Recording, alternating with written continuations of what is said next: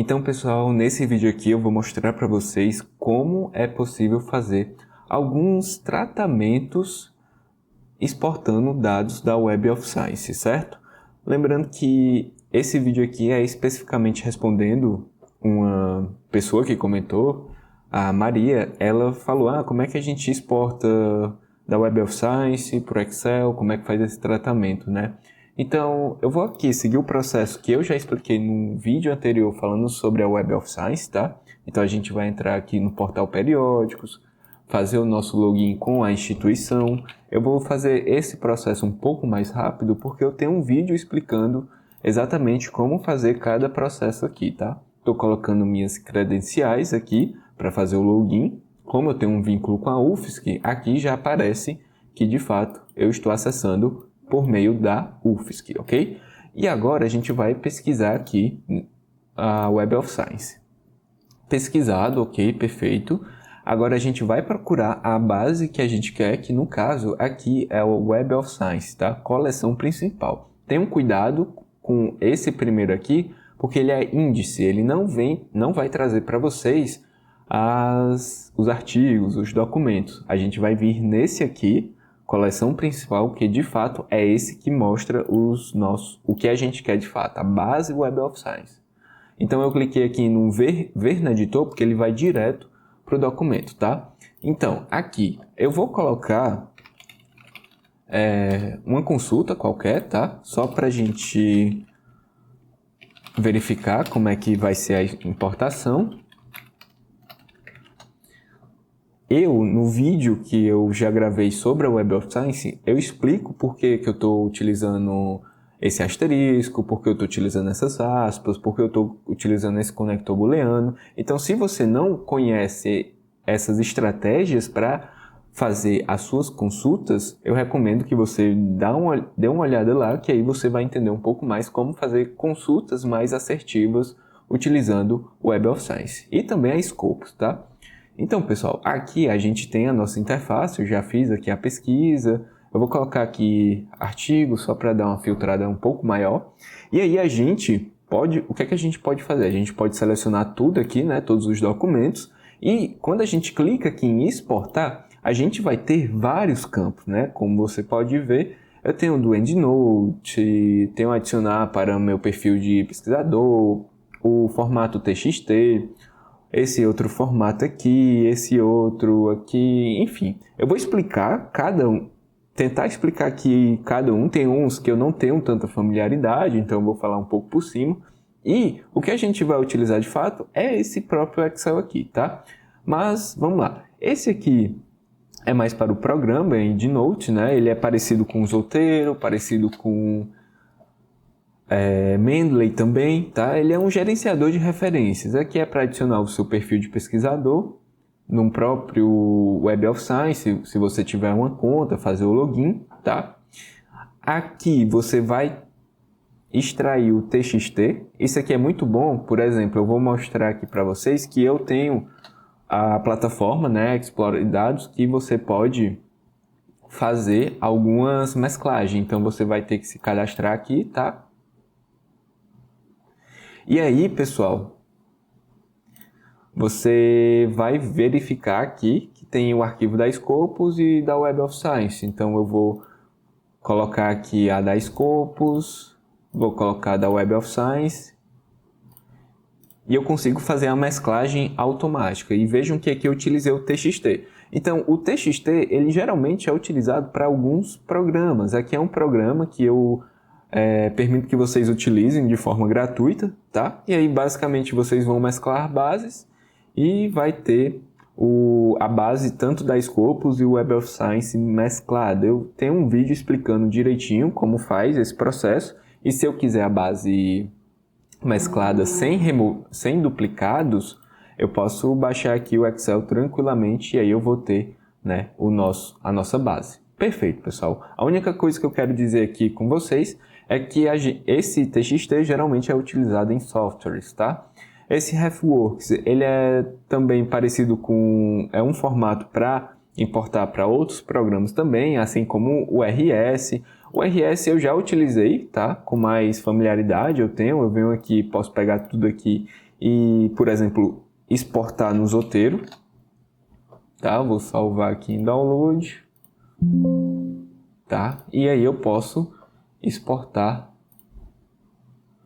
o arquivo, tá? Importar, na verdade, no Zotero aqui, ó. Ele está carregando, perfeito. Então eu posso vir aqui, criar uma nova pasta, teste, e aí se eu quiser importar arquivo, importar. E aí ele fala, ó, você quer importar em BibTeX, em RS, em RDF do Zotero? Aí você basta pegar o arquivo que você baixou agora, tá? Vamos ver aqui, arquivo. Ele tem a outra aba aqui, ó. Arquivo, BibTeX, tá, é esse aqui mesmo que eu quero. Aí ele vai abrir aqui, tá, onde é que tá o arquivo? No caso eu vou utilizar o RS. E aí eu vou abrir aqui e vou avançar. E aí o que é que ele está fazendo? Ele está importando as informações, ó. E aí ele vai mostrar as duplicatas, tá? Perfeito, eu vou remover aqui. Basicamente eu fiz a importação rapidamente desses arquivos aqui, tá? Dos 41 documentos. Essa é uma forma de você fazer a exportação. Outra forma também é o BibTeX. Ele funciona da mesma maneira que o RS. O que muda é a estrutura do programa, tá? Então eu vou pular aqui e vou colocar no Excel, que é onde a gente vai trabalhar um pouco mais, tá? Então eu vou vir aqui em todos os registros, vou exportar. E aí ele vai fazer a exportação completa dele em XLS, tá? E aí eu fiz a exportação também. Então vamos abrir aqui para a gente verificar como é que ele apareceu, tá? Aqui em Downloads, como vocês podem ver aqui, ó, é o primeiro, vou abrir. E aí a gente vai verificar como é que ele tá. Então, pessoal, esse é o formato que a gente exporta da Web of Science. E aí você pode, por exemplo, selecionar aqui as colunas que você quer analisar de fato, quer olhar com mais atenção. Tem aqui as palavras-chave, o resumo. Ele vai falar que ele está no modo protegido, né? Porque está vindo de um ambiente externo. Basta você clicar em permitir a edição e aí você consegue puxar aqui os arquivos, tá? Então, eu vou vir aqui, aqui. Se eu quiser esses dois, eu posso dar um Ctrl+C aqui, abrir uma nova aba aqui embaixo. E aí eu colo e eu tenho os arquivos que eu posso analisar, tá? Então, é uma forma da gente utilizar, por exemplo, para fazer uma revisão com mais atenção, com mais esmero, tá? E aí a gente vai fazendo alguns tratamentos aqui. Eu estou apenas ajustando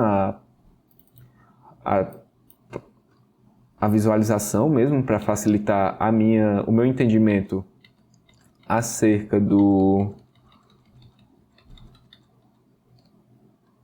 Eu estou apenas ajustando aqui o tamanho das células para verificar como é que eu analiso. E aqui, basicamente, eu consigo analisar. Eu também posso jogar para uma inteligência artificial para fazer uma análise, fazer algumas perguntas, algumas tendências. Por exemplo, eu não peguei a coluna ano aqui. Eu poderia pegar essa coluna, tá? Vamos verificar aqui qual é a coluna.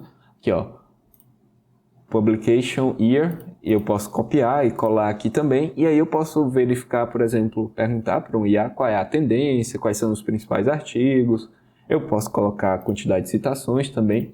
Enfim, você pode selecionar os campos, né, as colunas que fazem mais sentido para que você faça, né, a análise. Agora vamos voltar para o Web of Science e aí a gente tem outros formatos também, tá? Esse aqui, ele é parecido com o Excel, tá? Vou exportar aqui para mostrar, apenas para mostrar para vocês, tá? Ele vem em formato TXT. Vamos abrir aqui para dar uma olhada. E aí ele vem com essa formatação. Então vejam que cada tipo aqui é um jeito de fazer a formatação para puxar para um certo software, que aí você vai fazer a análise, tá? O Excel, ele é o mais comum, ele é o mais utilizado, acredito eu, para fazer esse tipo de análise.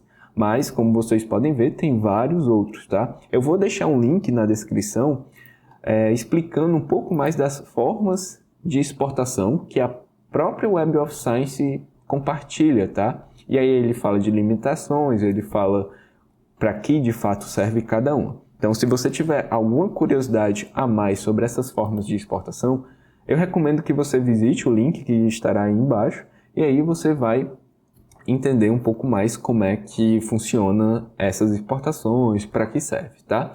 E se você tiver uma dúvida, como a Maria teve, basta colocar o comentário aí embaixo que eu vou trazer para vocês algumas explicações acerca da sua dúvida, tá? Então é isso, pessoal. Espero que vocês tenham gostado. Deixem o like se tiver ajudado você de alguma forma e compartilhe com o pessoal que também pode ter essa dúvida. Então é isso e até o próximo vídeo.